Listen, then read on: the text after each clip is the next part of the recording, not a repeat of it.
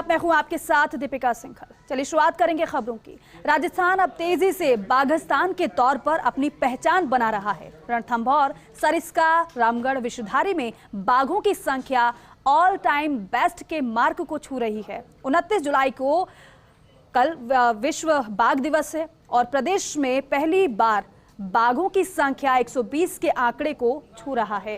4 tiger reserve हो चुके हैं तो वहीं 5वें की अब तैयारी है।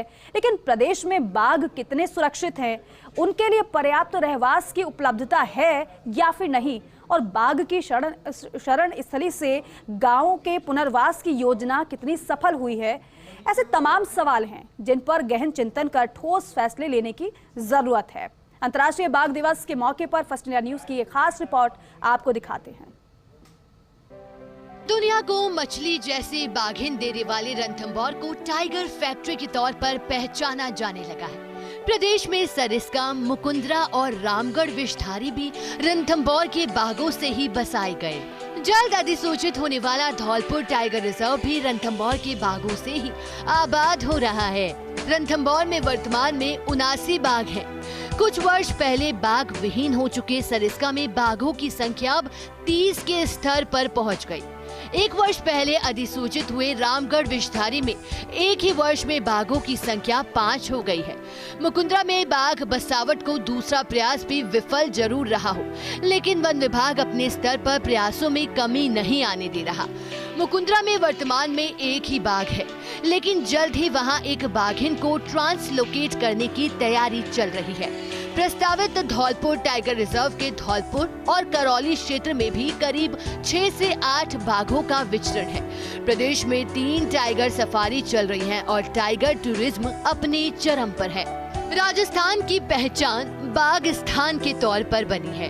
अब बाघों की बढ़ती संख्या को देखते हुए राजस्थान में 2 और टाइगर रिजर्व घोषित होने की दरकार है, जिससे देश के सबसे बड़े राज्य राजस्थान में सबसे बड़ा टाइगर कॉरिडोर बन जाएगा और यह संभवतः देश का भी सबसे बड़ा टाइगर कॉरिडोर साबित होगा।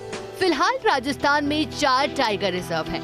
अलवर का सरिस्का, सवाई माधोपुर करौली का रणथंभौर और कोटा का मुकुंदरा हिल्स टाइगर रिजर्व और बूंदी का रामगढ़ विषधारी टाइगर रिजर्व। करौली, सरमथुरा, धौलपुर और कुंभलगढ़ को टाइगर रिजर्व का दर्जा मिलता है तो धौलपुर से कुंभलगढ़ तक टाइगर कनेक्टिविटी हो जाएगी। कुंभलगढ़ के टाइगर रिजर्व बनते ही उदयपुर से राजसमंद, राजसमंद से पाली और रावली चौड़गढ़ होते हुए अजमेर और उदयपुर के रणकपुर से सिरोही की mount Abu wild life sanctuary से फिर उदयपुर के फुलवारी की नाल तक टाइगर कॉरिडोर बनने की संभावना है।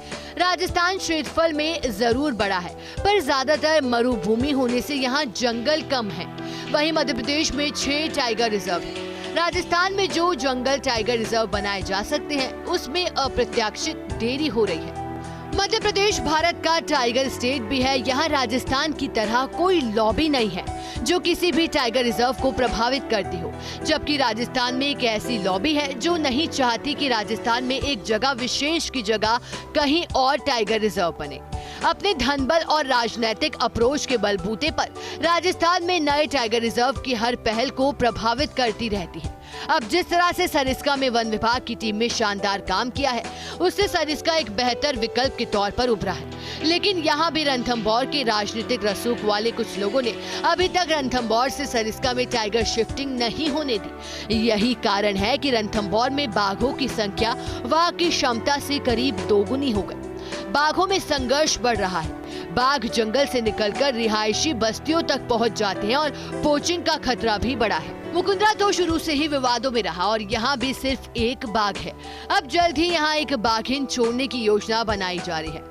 आपको बता दें कि एक तरफ हम 29 जुलाई को इंटरनेशनल टाइगर डे मनाते हैं, वहीं दूसरी तरफ रणथंभौर जैसे ख्यातनाम टाइगर रिजर्व से कई बाघ गायब हैं। कुछ अधिकारी अच्छा काम कर रहे हैं और लगातार शिकारियों और अवैध खननकर्ताओं को पकड़ने का काम कर रहे हैं, लेकिन राजनीतिक दबाव के चलते ऐसे ईमानदार अधिकारी भी अपना काम सही तरीके से नहीं कर पा रहे। दूसरी तरफ रणथंभौर से निकलकर कई युवा बाघ टेरिटरी की तलाश में असुरक्षित स्थानों में भटक रहे हैं।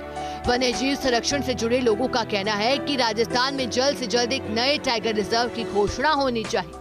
वन्यजीव प्रेमियों का मानना है कि राजस्थान के सभी टाइगर रिजर्व की एडवाइजरी कमेटी को भंग कर एडवाइजरी कमेटियों का पुनर्गठन होना चाहिए। व मानव वन्यजीव प्रतिपालकों की भी नियुक्तियां जल्द से जल्द होनी चाहिए। साथ ही साथ हर जिले में जो कलेक्टर के सानिध्य में पर्यावरण समिति होती है, उनमें वन्यजीव क्षेत्र में जिन लोगों ने निस्वार्थ काम किया हो, ऐसे लोगों की नियुक्ति होनी चाहिए। फर्स्ट इंडिया न्यूज के लिए निर्मल तिवारी की रिपोर्ट।